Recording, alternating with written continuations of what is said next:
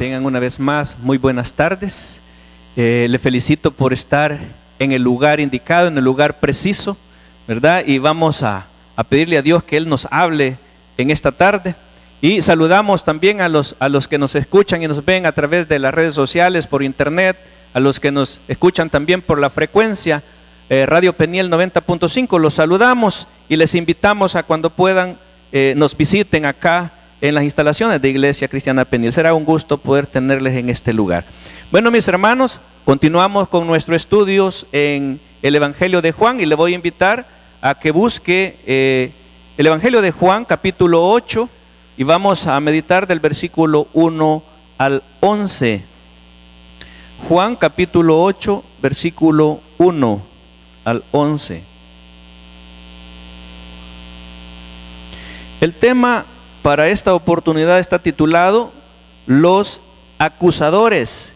¿Quiénes son nuestros acusadores? ¿O quién nos puede acusar a nosotros como pueblo de Dios, como hijos de Dios? Amén. Si ya lo tiene, ahí me dice amén. Amén, para saber que estamos listos para poder meditar en la palabra.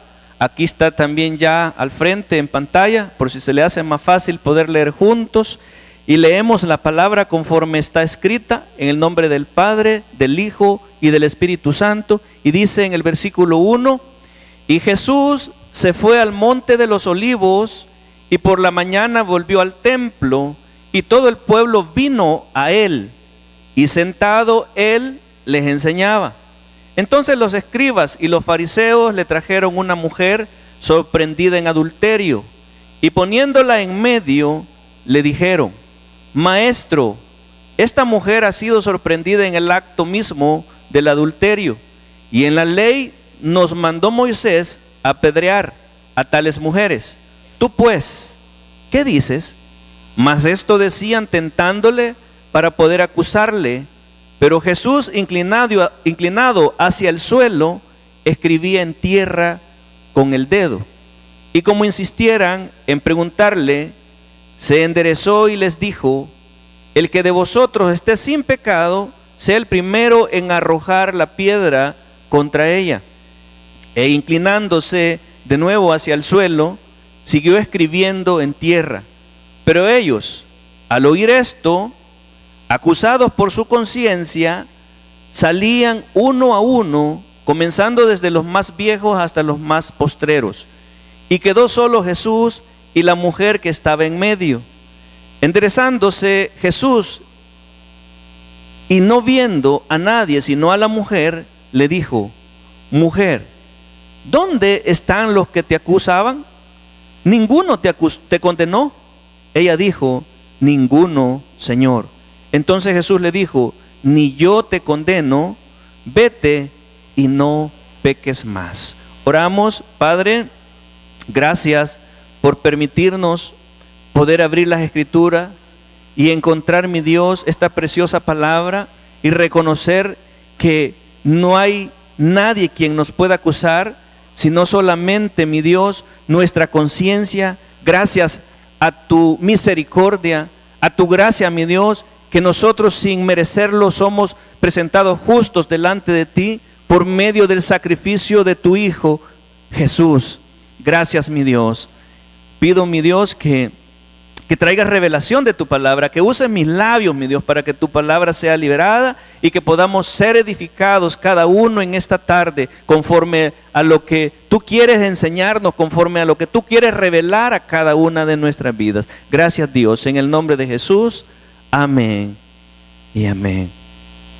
Decía que el tema está titulado Los acusadores. ¿Por qué los acusadores? Porque en este momento, en el contexto en el que estamos leyendo, era un montón de gente que estaba queriendo acusar a una mujer que había sido sorprendida en el acto mismo del adulterio. Pero vamos a ver algunos detalles importantes a través de este pasaje, en la forma en que ellos se presentaron, porque realmente no es que ellos veían el problema, el error de esta mujer, sino ellos buscaban una razón para poder acusar a Jesús, ya que antes Jesús había subido a la fiesta de los tabernáculos y los líderes religiosos de esa época se quedaron quietos.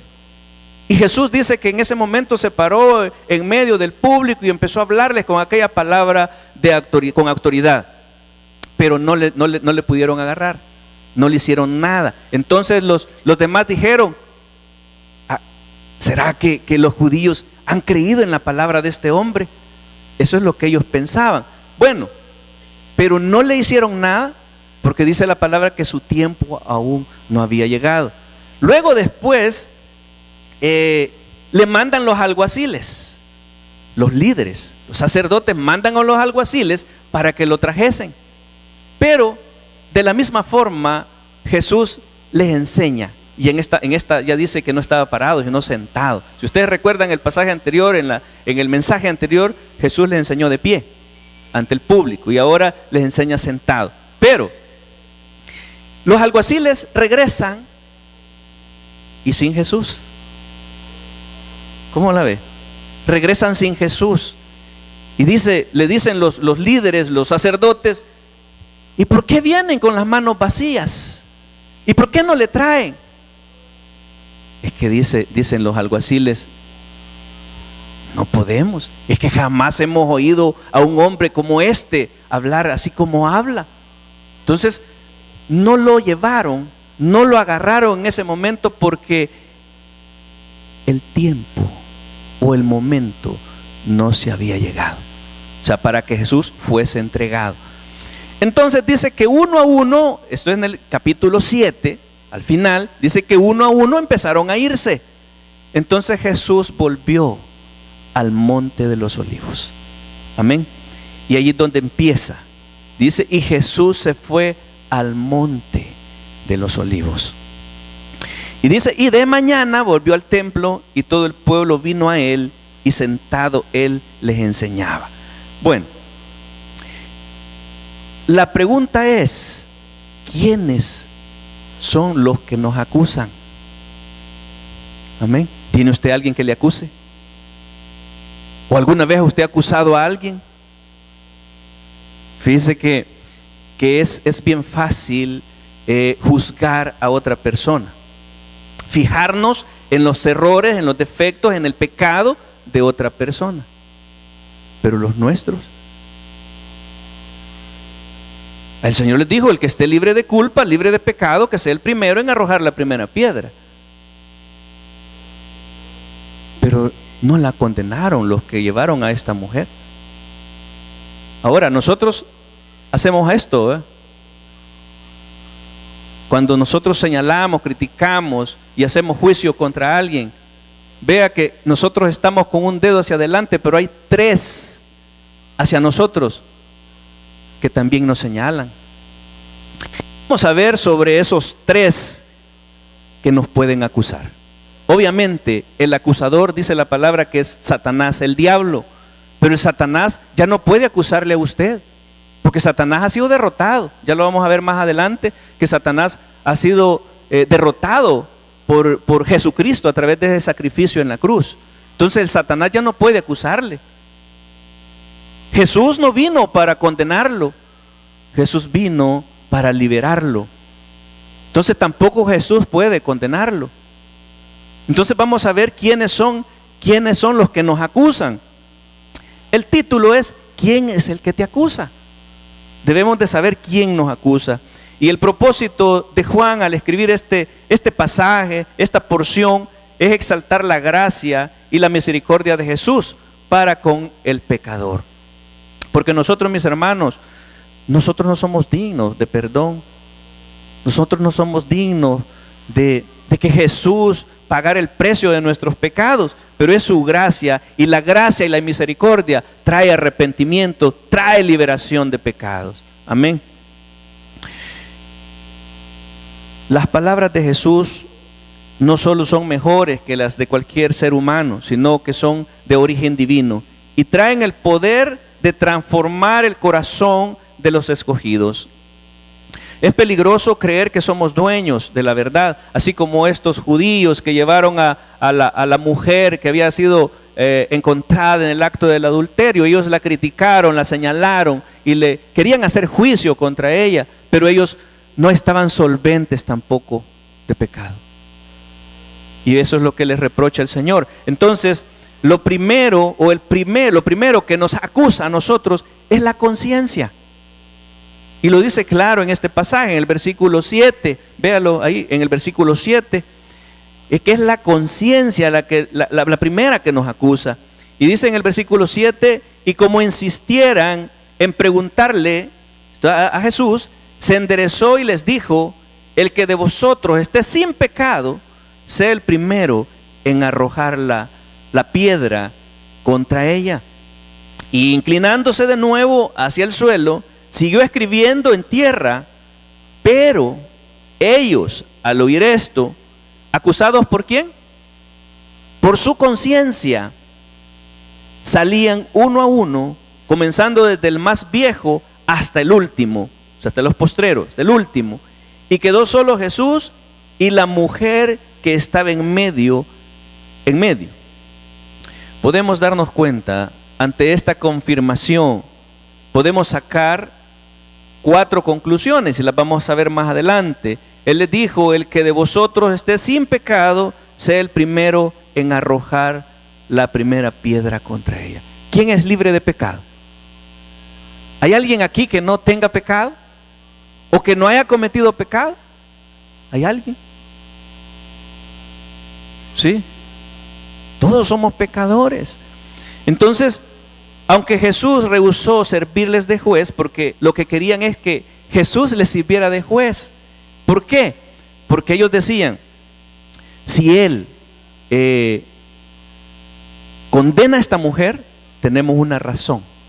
Y si Él no la condena, también tenemos una razón, porque ellos ya estaban preparados para cualquier cosa que Jesús les respondiera, porque querían que Jesús cayera en una falta para poder entregarlo, para poder agarrarlo, pero no pudieron encontrar, pues Jesús no tenía pecado, Jesús no cometió pecado y ninguna falta, pero ellos buscaban una razón para poder agarrarlo, para poder entregarlo. Querían que Jesús sirviera de juez en un caso para el que la ley quedaba clara cuál era la sentencia. O sea, en la ley de Moisés estaba claro que una persona que era sorprendida en adulterio tenía que ser entregada, sacada a las puertas del pueblo y tenía que morir. Pero no dice que solamente la mujer, sino que también el hombre. Y en este caso, ¿a quién llevaron los judíos? A la mujer. ¿Y el hombre dónde quedó? ¿Qué pasó con el hombre?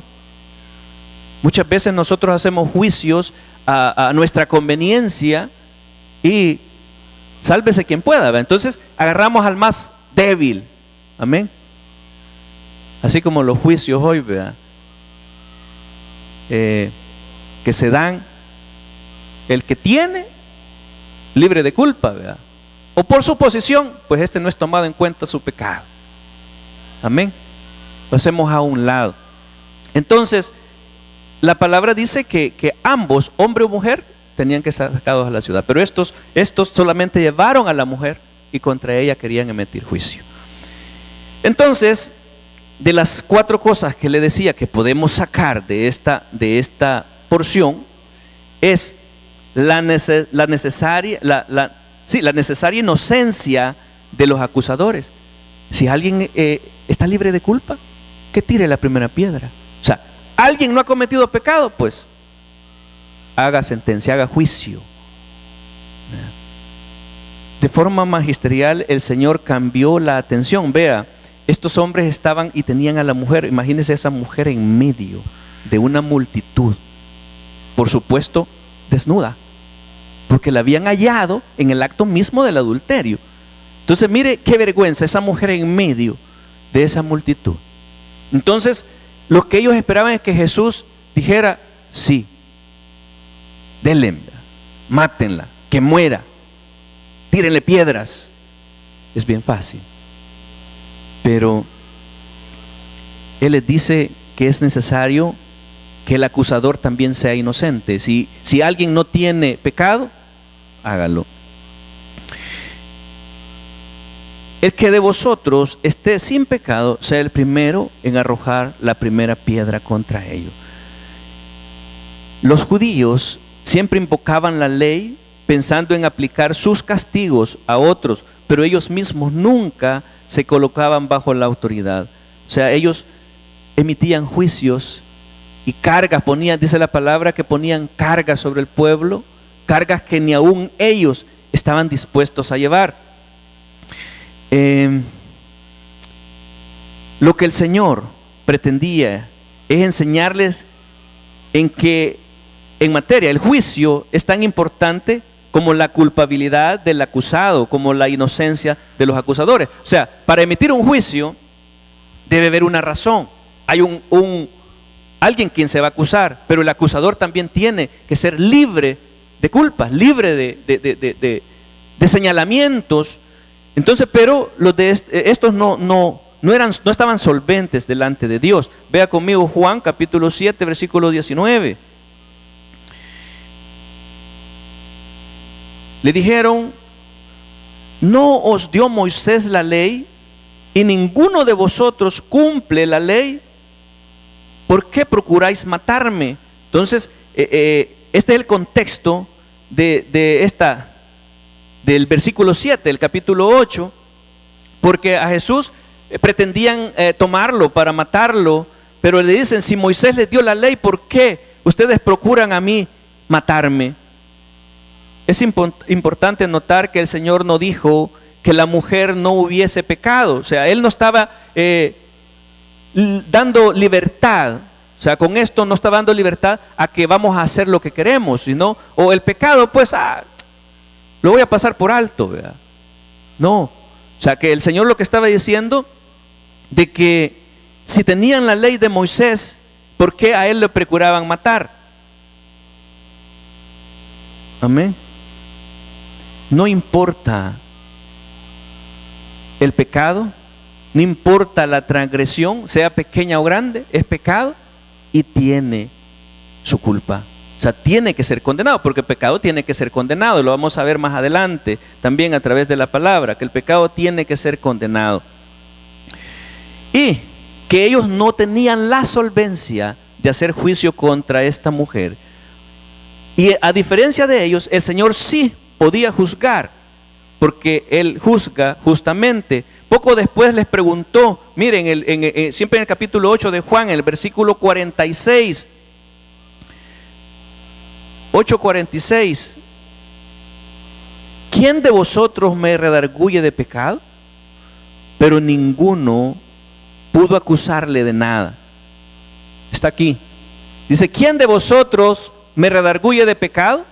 Pues si digo la verdad, ¿por qué vosotros no me creéis? O sea, que ellos no creían a la palabra de Jesús, y entonces ellos querían agarrarlo y matarlo. Lo segundo es que se debe juzgar sin hacer acepción de personas. O sea, el que la debe, ¿verdad? Y la paga.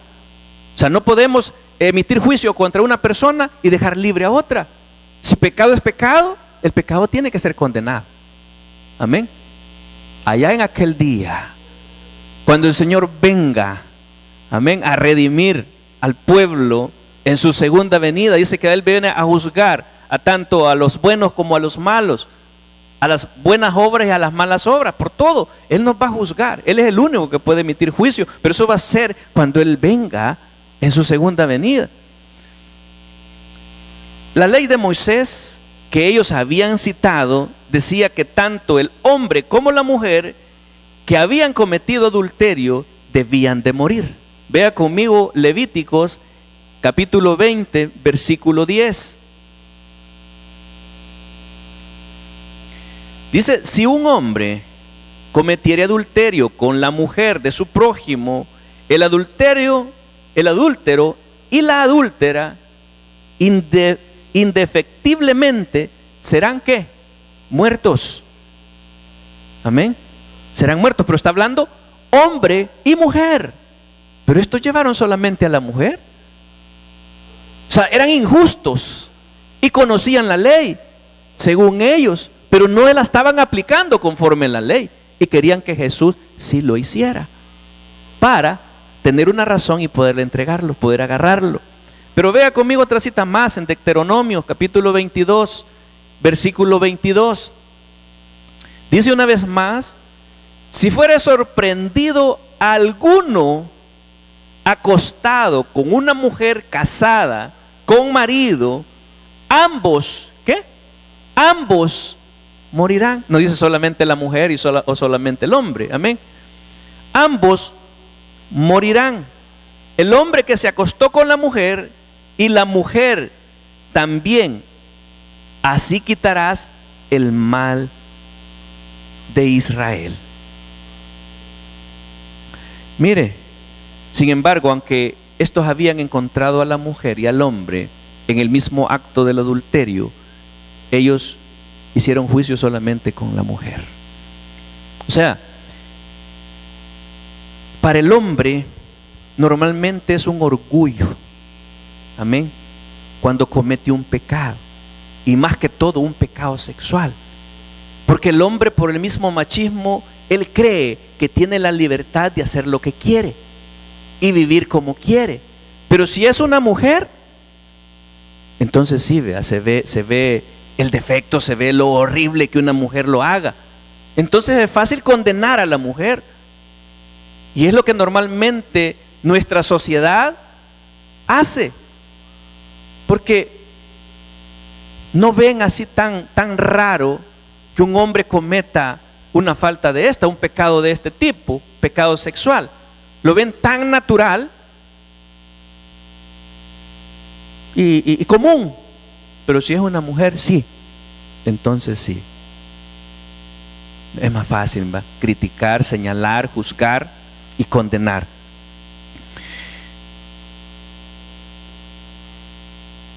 Lo tercero, que es en el juicio divino, todas las personas serán juzgadas. Todos seremos juzgados en el juicio divino. Los judíos y también todos los hombres esperan el juicio divino sobre los demás, pero rara vez sobre sí mismo. Imagínense, nosotros esperamos, bueno, este tiene este pecado, este anda en adulterio, mire, este dice malas palabras, mire, este es mañoso, mire, este es homicida, mire, y señalamos a todo mundo, pero no vemos hacia atrás, no vemos nuestras vidas, no revisamos nuestras vidas. ¿Qué es lo que el Señor le estaba diciendo a estas personas? Revisen su vida, si son libres de pecado, entonces hagan lo que tienen que hacer. Pero el Señor también nos da una enseñanza muy grande cuando dice, cuando nosotros estamos señalando a alguien, fijándonos en el error de otro y queriendo corregir, dice, lo llama el Señor de hipócritas. Hipócritas. ¿Por qué no miras la viga que tienes en tu frente para poder sacar la paja del ojo de tu hermano? O sea, revise su vida, revise su vida. Si usted está libre de pecado, entonces usted puede señalar, puede criticar, puede juzgar, puede condenar. Pero el Señor los llama de hipócritas. Hipócritas. ¿Por qué no ves la viga o quitas la viga que tienes en tu frente? Pero señalar a otro es bien fácil. Pero ¿y nosotros? Vea conmigo el propósito de Jesús en Juan capítulo 3 versículo 17, porque ellos querían que Jesús emitiera juicio contra esta mujer, la condenara también, así igual que ellos. Pero dice el Señor, porque no envió Dios a su Hijo al mundo para condenar al mundo, sino para que el mundo sea salvo por él. Jesús no vino a condenar al mundo, Él vino a salvar al mundo, a salvar a aquel que andaba perdido. Lo cuarto de esto es que todos los pecados serán juzgados. Todo pecado será juzgado. Los fariseos se sentían a salvo bajo su capa de religiosidad. Creían que el juicio de Dios vendría sobre los gentiles que no conocían a Dios y sobre los pecadores que se notaban, como los publicanos y las mujeres pecadoras. Ellos eran de este tipo de personas que como no matan, no roban, no violan, pensaban que ellos estaban libres de juicio. Hay personas que creen que viviendo a su manera, y dicen, algunos se excusan, yo no necesito de Dios, yo no necesito de ir a una iglesia, yo soy buena persona, yo soy buena gente, yo no le hago mal a nadie, yo no soy pecador. Se justifican a sí mismos. Y este es el tipo de gente, así como los judíos, pero dice el Señor que todo pecado en aquel día será juzgado.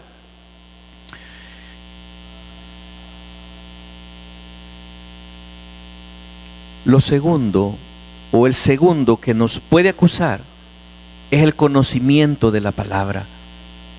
Amén. Juan capítulo 12, versículo 47. Juan capítulo 12, versículo 47 y 48. Él les dijo: al que oye mis palabras y no las guarda, dice, yo no le juzgo. O sea, que Jesús no puede juzgar a nadie, sino la palabra misma es la que nos juzga, porque Él no vino a juzgar al mundo. Porque no he venido a juzgar al mundo, sino a salvar al mundo. El que me rechaza, y esto es importante, si usted rechaza al Señor, usted no recibe las palabras del Señor. Dice, el que me rechaza y no recibe mis palabras, tiene quien le juzgue. ¿Quién le va a juzgar? La palabra misma, la palabra que he hablado, dice Jesús, ella le juzgará. ¿Cuándo? Allá en el día final, en el día postrero. Los judíos religiosamente se amparaban a la ley escrita y dada por Moisés, pero es la ley escrita en nuestros corazones la que nos acusa. Es la palabra la que nos acusa. Romanos capítulo 2, versículo 14.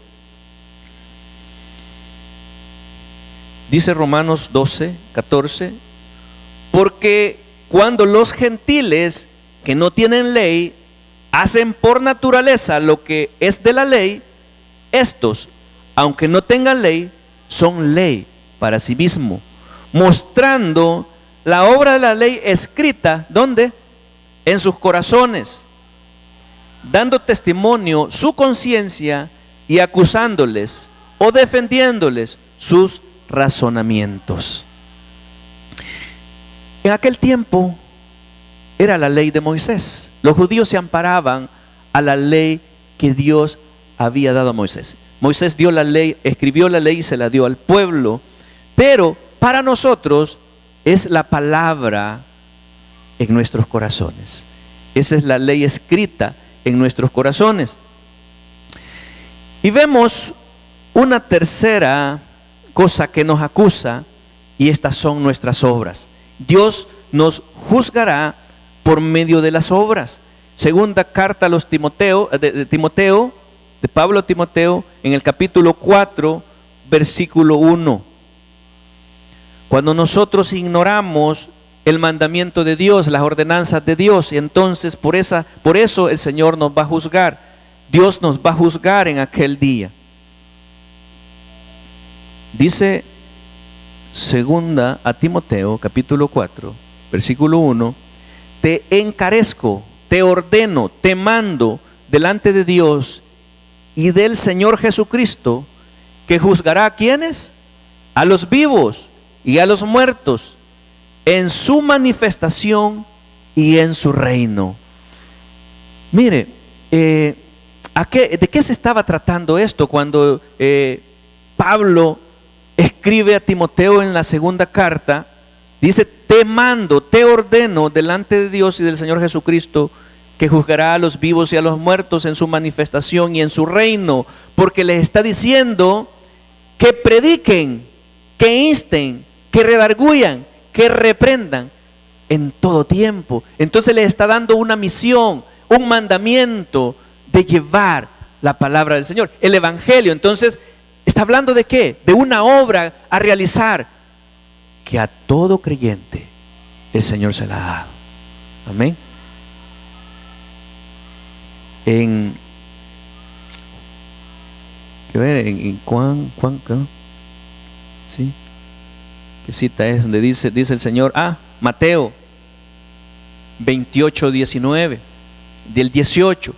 Dice el Señor que toda potestad me es dada en el cielo y en la tierra. Por tanto, id.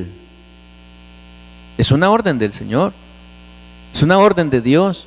Por tanto, id. O sea, está dando un mandamiento. Por tanto, id y haced discípulos a todas las naciones. Entonces, por eso Dios nos va a juzgar en aquel día. También veamos otra cita más en la segunda carta a los Corintios, capítulo 5, versículo 10. Sabemos que vamos a tener que comparecer ante el tribunal de Cristo. Y entonces seremos juzgados por las cosas buenas y las cosas malas que cada uno hayamos hecho. Dice segunda carta a los Corintios, capítulo 5, versículo 10. Porque es necesario que todos nosotros comparezcamos, nos presentemos ante el tribunal de Cristo, para que cada uno reciba según lo que haya hecho mientras estaba en el cuerpo, sea bueno o sea malo. Amén. Entonces serán nuestras obras, lo bueno y lo malo será juzgado en aquel día, cuando Jesús venga en su reino. El único que nos puede acusar en el día postrero, en el día final, es Dios, a través de su Hijo Jesucristo, cuando venga en su reino. Mire, nosotros a veces pensamos que Satanás es el que nos acusa, pero ya no. Satanás ya no puede acusarle. Vea conmigo Apocalipsis capítulo 12, versículo 10. Esto fue la visión, lo que Juan escuchó y oyó. Dice, entonces, dice Juan, oí una gran voz del cielo que decía, ahora ha venido la salvación, el poder y el reino de nuestro Dios y la autoridad de su Cristo, porque ha sido lanzado, ¿quién? Fuera el acusador de nuestros hermanos, el que los acusaba delante de nuestro Dios día y noche. Entonces, ¿puede entender usted? ¿Podrá acusarle Satanás? Dice, el que les acusaba ha sido lanzado afuera. Ya no puede, el que acusaba a los hermanos, dice. Entonces Satanás ya no puede acusarle, porque él ya fue derrotado, fue vencido a través del sacrificio de Jesús en la cruz. Entonces Satanás ya no puede hacerle nada. Aparte de eso, dice el Señor que nos ha entregado a Satanás bajo la planta de nuestros pies. Y si está bajo la planta de sus pies, ¿podrá acusarle? No, ya no puede acusarle. Entonces, los acusadores de la mujer que había sido sorprendida en el adulterio fueron acusados por sus propias conciencias al verse confrontados por la palabra de Jesús, y también que no estaban libres de pecado. Lo único que puede acusar es nuestra conciencia. Es la palabra de Dios la que nos puede acusar. Nadie más puede acusarnos. Entonces ya no podemos seguir pensando que es Satanás el acusador, el que nos acusa, porque dice el Señor que Satanás ya fue derrotado, fue lanzado afuera y ya no puede acusarle. Mis hermanos, cuando emitamos juicio o señalamientos contra otra persona, primero debemos de examinarnos nosotros mismos si nosotros estamos libres de pecado, estamos libres de culpa. Amén. Dice la palabra del Señor que no hay justo ni aún uno. El único que justifica es Dios, es Cristo Jesús. Él es el único que nos presenta justos, limpios, sin mancha, sin pecado delante de Dios, porque Él llevó en su cuerpo la carga del pecado de cada uno de nosotros, y Él es el único que puede juzgar a otro, porque Él es justo, sin pecado y sin mancha. Le voy a invitar a que cierre sus ojos.